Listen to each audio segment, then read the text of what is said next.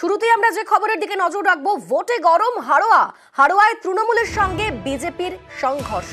সেই সংঘর্ষে আহত হয়েছেন 7 জন বিজেপি কর্মী।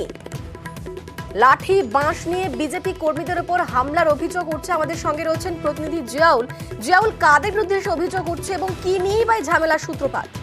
দেখো, অভিযোগ অবশ্যই শাসক দলের দিকে এবং মূলত ঝান্ডা টাঙানোকে কেন্দ্র করেই গন্ডগোলের সূত্রপাত। মূলত হাড়োয়া শালিপুর গ্রাম পঞ্চায়েতের একেবারে আন্দুলিয়া বলে একটি গ্রাম রয়েছে, সেখানে বিজেপি কর্মী সমর্থকরা তারা দলীয় ঝান্ডা টাঙাচ্ছিল এবং এই দলীয় ঝান্ডা টাঙানোর সময় অতর্কিত তাদের উপরে হামলা চালায় তৃণমূল আশ্রিত দুষ্কৃতীরা, এমনটাই অভিযোগ করছে বিজেপির পক্ষ থেকে। এবং এই ঘটনায় 7 জন গুরুতর জখম এবং এই হামলার পরে জখম হওয়ার পরে তাদেরকে কিন্তু এলাকা থেকে হাসপাতালে চিকিৎসা করানোর জন্য নিয়ে যেতে দেওয়া হয়নি, এমনটা অভিযোগ করছে। পরবর্তীকালে পুলিশ এবং বিজেপি নেতৃত্ব সেখানে যায় এবং তাদেরকে উদ্ধার করে হাড়োয়া গ্রামীণ হাসপাতাল চিকিৎসা করানো হয় এবং সেখানে 7 জনের চিকিৎসা চলছে এই মুহূর্তে। কিন্তু অন্যদিকে সমস্ত অভিযোগ অস্বীকার করেছে শাসক দল। শাসক দলের স্পষ্ট দাবি যে তারা জোর করে তৃণমূল কর্মী সমর্থকদের বাড়ি লক্ষ্য করে ঝান্ডা টাঙানো হচ্ছিল এবং বারংবার তাদেরকে বারণ করা হচ্ছিল, কিন্তু তারা শুনছিলেন না।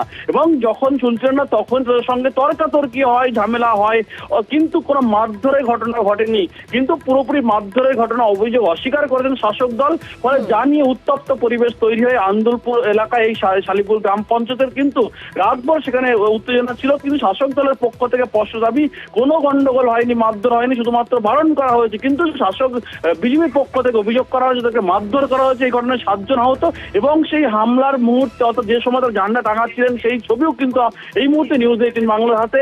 এবং সেই সময় কিন্তু তারা সেখানে তর্কাতর্কি হচ্ছিল, হাতাহাতি একদম স্পষ্ট। ফলে শাসক দল অভিযোগ অস্বীকার করলেও বিজেপির পক্ষ থেকে মারধরের ঘটনা করা হয়েছে, এমনটা অভিযোগ করা হয়েছে। এবং এই ঘটনায় 7 জন আহত। ঘটনাস্থলে বিশাল পুলিশ বাহিনী গিয়ে অবস্থা নিয়ন্ত্রণে এখনো চাপা উত্তেজনা রয়েছে এই শালিপুর গ্রাম পঞ্চায়েত এলাকায়। অর্থাৎ একেবারে উত্তেজিত অবস্থা সেখানে। ভোটে গরম হাড়োয়া। কালকে সব একসঙ্গে সব ঢুকে যাবো। পরে সামলাতে পারবি? অসুবিধা নেই, ঢোকো। পরে সামলাতে পারবি তো? একসঙ্গে থেকে কাজ হবে, তাই যদি মনে করে একসঙ্গে থেকে কাজ হবে, ঢোকো, অসুবিধা নেই, আমি আছি তো। তোকে বলছি কিন্তু তোকে কিন্তু আমি অনেকটাই ভরসা করি, তোকে কিন্তু আমি অনেকটা করি, তোকে বারবার কিন্তু আমি সতর্ক করছি, এটুকু মাথায় রাখি। তা আমি কি করেছি? আমি কি করেছি? তাই যদি তোমার ভালো তাই আমি মারা বন্ধ করেছি, পরিষ্কার। আরেক ভাইয়ের মিটিং হয়ে গেছে কালকে, আজকে এবার তোমরা কি বলতে চাইছো বল? টিএমসি করার জন্য বলছি, আমি কি টিএমসির লোক? বল, বা ঢুকে যাব সবাই তোদের দলে ঢুকে যাব তো? বল, আজকে বলবি কালকে সব একসঙ্গে সব ঢুকে যাব। এবার পরে সামলাতে পারবি? অসুবিধা নেই, ঢোকো। পরে সামলাতে পারবি তো?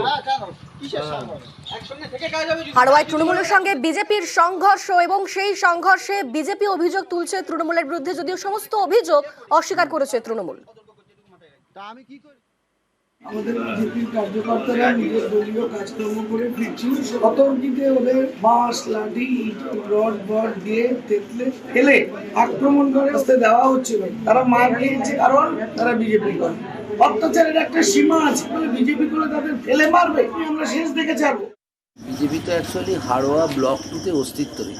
রাজনৈতিক ইস্যু খাড়া করার উদ্দেশ্যে সব কথা প্রচার করছে যে আমাদের একজন তৃণমূল কংগ্রেস কর্মী তার বাড়ির সামনে পতাকা লাগাচ্ছে, সে যেহেতু আমাদের দলীয় কর্মী সমর্থক, সে তার প্রতিবাদ করে। এই নিয়ে একটা বচসা মতো হয়। এই ছোটোখাটো বচসাকেও যদি রাজনৈতিক ইস্যু বানাবার চেষ্টা করে, সেটা বিজেপির নিজস্ব ব্যাপার।